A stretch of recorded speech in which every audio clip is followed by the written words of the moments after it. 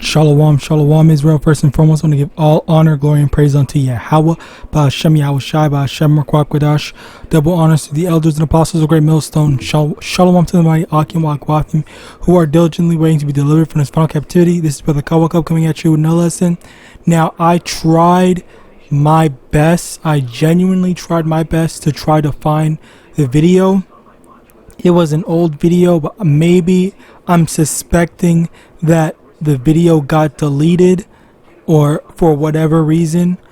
I don't know why, but there was this one video that I had seen from this brother that he uploaded, and multiple people had done response videos on it, but I can't I don't remember how they titled it, so I can't go find it myself. But the main thing is that what happened in the video was the brother, he was, at camp, he was just preaching the gospel, and then literally out of nowhere, some Jake literally just comes up in his face, gets all up in his personal space, like really close to him. I was uncomfortable just watching it. All right, and then he was basically trying to provoke him to attack him and stuff like that, because he was just all up in his face like that. And then the brother, he kept his cool, and the beautiful thing about it was that he literally said, through the spirit and power, word for word, through the spirit and power of Yahawadah, get back. Okay, he literally said that to his face, and he did not. All throughout this time, he did not put his hands on him. He did not touch him or anything like that. All right, the dude was talking a lot. He was bothering him and doing all this grandiose thing to get in his face and try to provoke him to start a fight. Literally out of nowhere, when he didn't say anything to him, he didn't do anything to him. The brother just was minding his own business, preaching the gospel, and the random ass Jake got up in his face and was trying to provoke him into a fight. And then as a result of that, after some time passed, the cops passed by, all right, and then the dude ran away and left, and then the cops arrested the dude for getting in his face like that. So again, actually, as a matter of fact, let me, because that reminds me of another precept, because that's also another thing. Hold on.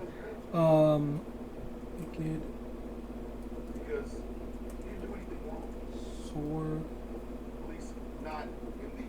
No, it's the.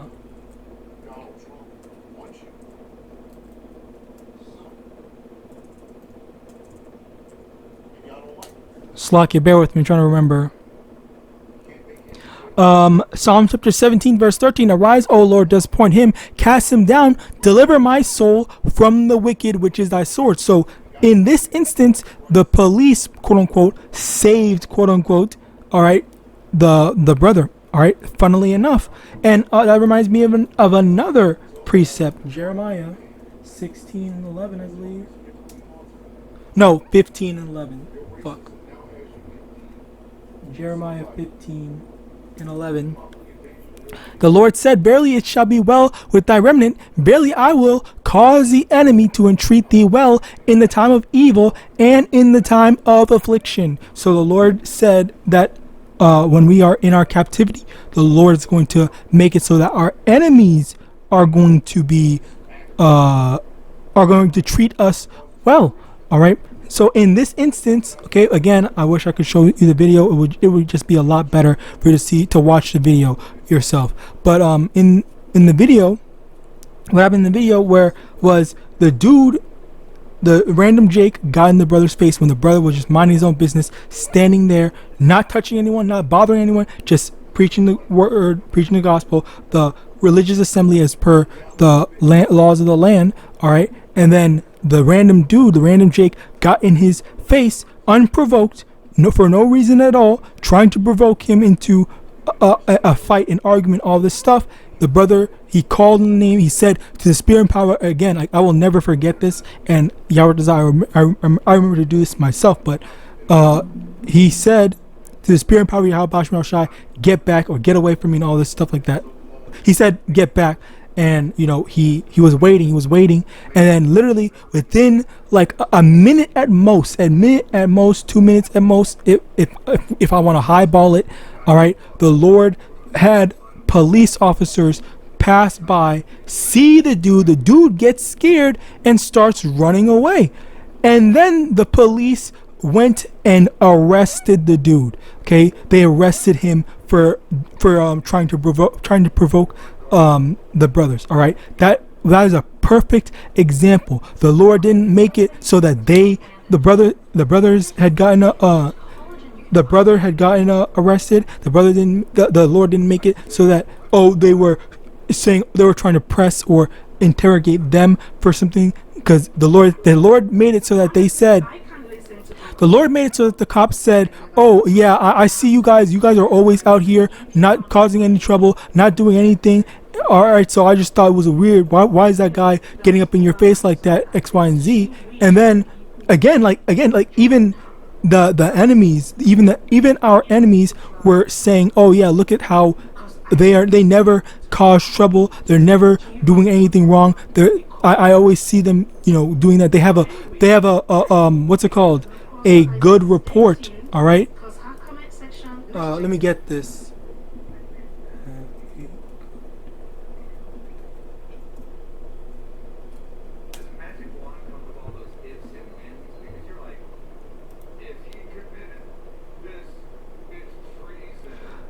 First Timothy chapter 3 verse 7. Moreover, he must have a good report of them which are without, lest he fall into reproach and the snare of the devil. And this the reference of who the person is, of who they are that are without. All right, it's basically the heathens and the 2/3. We need to have a good report, as in like we're to always be seen never causing trouble, never starting stuff, and that's basically that's how we're supposed to have our reputation, where we're not attacking people, we're not causing trouble, we're not looking for trouble. Okay, the only thing that we should ever be known for is preaching the gospel, and that's it. Preaching the gospel and minding our own business, not trying to provoke or getting into fights. That's what we're supposed to be doing. Okay, and the brother had done that excellently, where he had shown such good discipline in not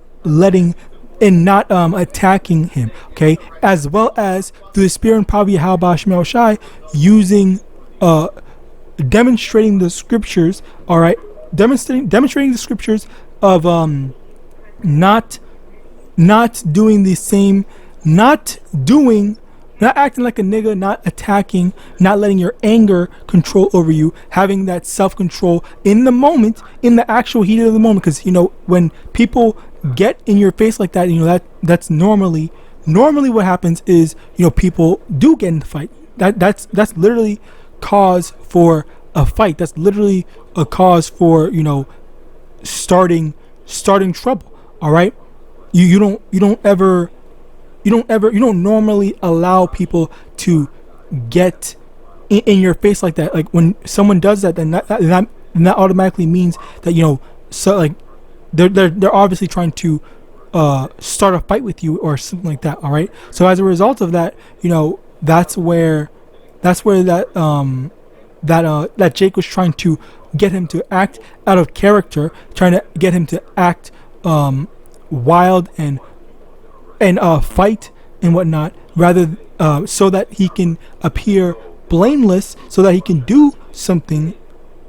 And then the police, the government, whatever, will say, "Oh, look at these Israelites fighting people. They're doing all this stuff. They're doing X, Y, and Z. They're a danger. They're a threat, and whatnot." See, he basically showed he did not get the ministry blame. He basically showed self-control and discipline by, you know, stopping himself from knocking that guy's block off, even though that dude definitely deserved it. But instead of avenging himself, what he did was he allowed the Lord to get revenge on behalf of him. All right, which is why the dude got arrested. The Lord made it so that brother was protected. And again, that's a very beautiful thing to see. Okay, that's a very beautiful thing to see.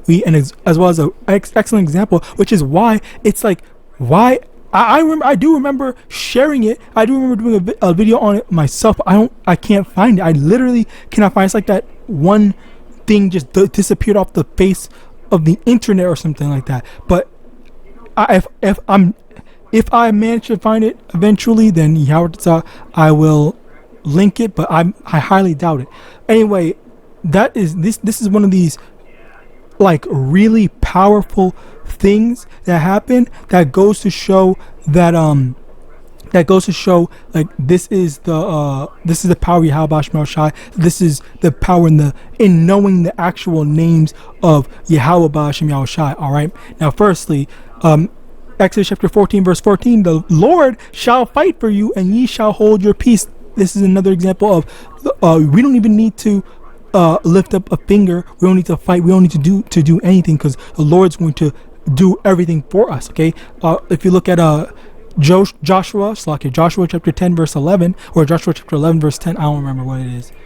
One of the other 10 and 11, or 11 and 10, where the Lord sent hailstones to kill the Israelites' enemies. Okay, the Lord fought on behalf of the Israelites. Okay, and this was another example of it, where the Lord is doing all the work, the heavy lifting for us, as we do the other parts that the Lord did not tell us to do. The Lord did not tell us to go fight, take up arms, take up the sword and whatnot to do that. No, the Lord just told us, preach, feed his sheep. All right. As well as the fact that, calling on the name of the Lord, and that's an important thing, and we're going to get into that. Proverbs 18 verse 10, the name of the Lord is a strong tower, the righteous runneth into it and is safe. Beautiful thing, the name of the Lord. Okay, the name over here, the name of the Lord, YAHAWAH Yahawashi, is the strong tower, and that's where he ran to the Lord by calling on the name of the Lord when he was in that predicament, where when he called on the name of the Lord is what delivered him out of that situation, delivered him out of that trouble, where he did not need to go get into a fight, get into an altercation or something, or allowing something bad to happen to him, or just in general to either get the ministry blame, or for him to get arrested for engaging in roughhousing or fighting or whatever and whatnot. All right, so this is exactly what happens when the Lord is on your side, when you're attempting to follow the Lord. All right, not trying to start issues. Okay, which that is a very common thing that Jake does. Jake is so stupid. They always try to provoke people. They always try to get people on their bad side, and then they have a whole bunch of targets on their back from either other Israelites, or Jake more specifically, all right, or the other nation, the heathens, all right, where they are just being stupid. They're just not, they don't understand that they are putting a target on their back, and people are making people want to go out of their way to mess with them. All right, Ecclesiasticus chapter 2 verse 10, look at the generations of old and see, did ever any trust in the Lord and was confounded, or did any abide in his fear and was forsaken, or whom did the Lord ever despise that called upon him? And the Lord clearly does not despise that brother, as the Lord he stood up for him. He stood up for him. He protected him. He helped him. He delivered him from that situation. So call him Yahawadah for dealing with him. All right, for as well as displaying that beautiful example of when we actually follow diligently Yahawadah, what we have is deliverance. We have favor and protection. All right, let's get.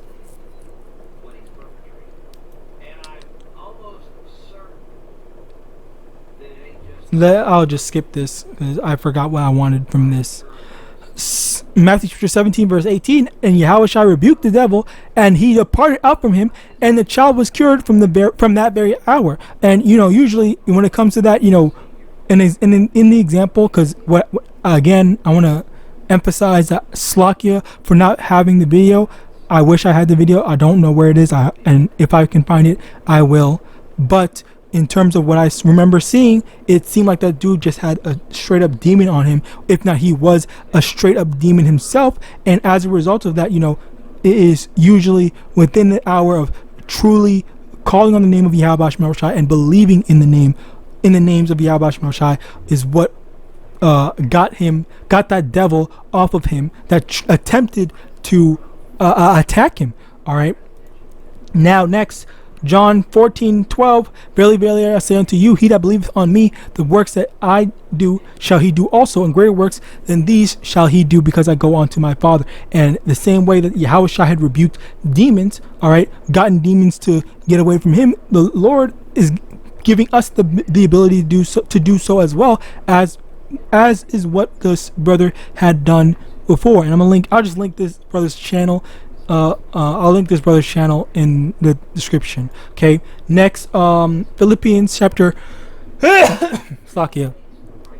2 verse 9. Wherefore Yahweh also hath highly exalted him and given him a name which is above every name, that the name of Yahawashi at the name of Yahawashi every knee shall bow, or of things in heaven and things in earth and things under the earth, and that every tongue should confess that Yahushua is Lord, to the glory of Yahweh the Father. And over here, primarily on verse 10, it says that at the name of Yahushua, every knee should bow, of things in heaven. And you know, that's the thing. You know, even the demons, okay, even the demons are subject to the power of Yahweh, YAHAWASHI, or YAHWAH. All right, so that's basically the thing, or Yahawashi as well, because even the demons, when Yahawashi was rebuking the demons during his when he was walking the earth, all right, he had power over the demons. He got to tell the demons, you know, to basically get lost. You know, he said, get out of that man, get out of this, get out of that, and whatnot. All right, let me actually get this. What? Wait, it's. Slakia, basically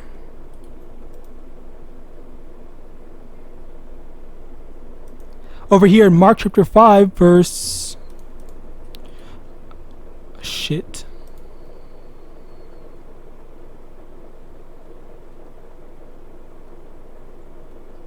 verse 7, and cried with a loud voice and said, verse 6.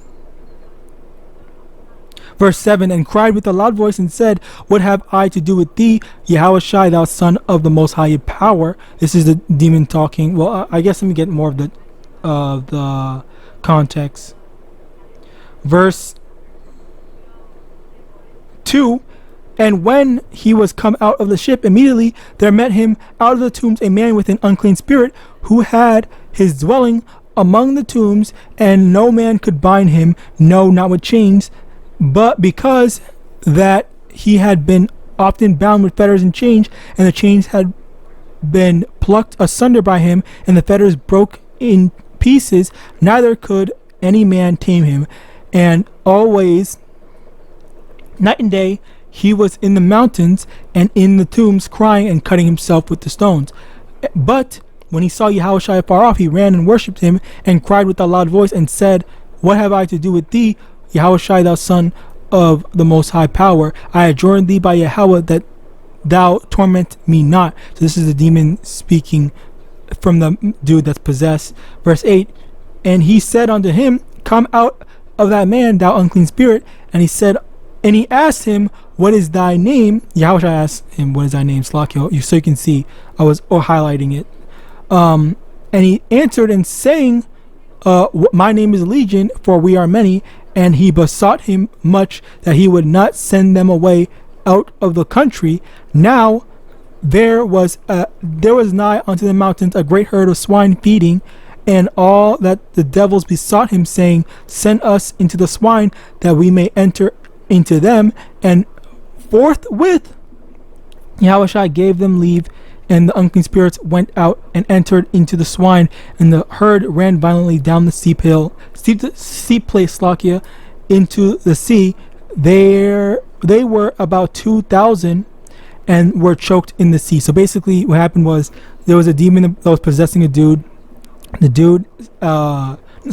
demons spoke to Yahawashi, recognized who Yahawashi was, said, okay, you know what, I'm not even going to fight. I'm not going to put up a fight against you. I'm just going to listen to Yahawashi. Yahawashi said, okay, get out of him. And they said, okay, you can just kill us by sending us to the swine, and we will kill ourselves in the swine by the sea. And they did so, and that's basically what happened. And in that similar sense of the demons recognizing and falling in line under the power of Yahawashi, okay, or the authority of Yahawashi, not necessarily the power, okay, is the same thing that happened with this brother, where the brother had told the demon that was bothering him, okay, get lost, and then the dude or get away from him, to the spirit and power of Yahawashi. And what happened was the Lord made it so that the police went and arrested the dude. The dude and the brother actually showed the recording. They moved the camera to face the guy that was when he was getting arrested, so that we could see that, yeah, in fact, the dude had gotten arrested. And I don't know where, I didn't highlight where I wanted this. Damn it. Okay, it's fine. I think we're done. But yeah, that's basically it. So when it comes to favor from Yahawashi, you know, we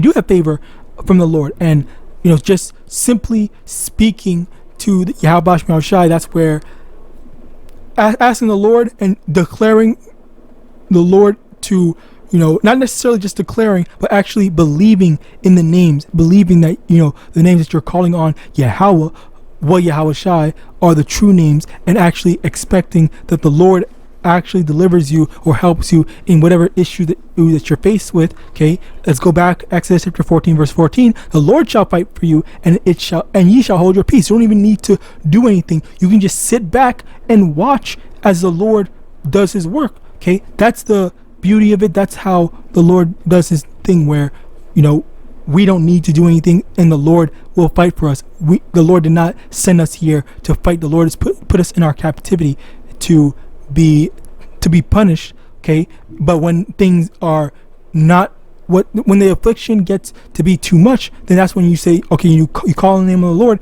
and the Lord will handle these types of problems for us. So with that, I pray this was edifying, faith booster. You learned something or whatever. All right, I want to give all honor, glory, and praises unto Yahawah, Ba'ashem, Yahawashi, Ba'ashem, Rakwadash, double honors to the elders and apostles, great millstone, Abad, and Shalom.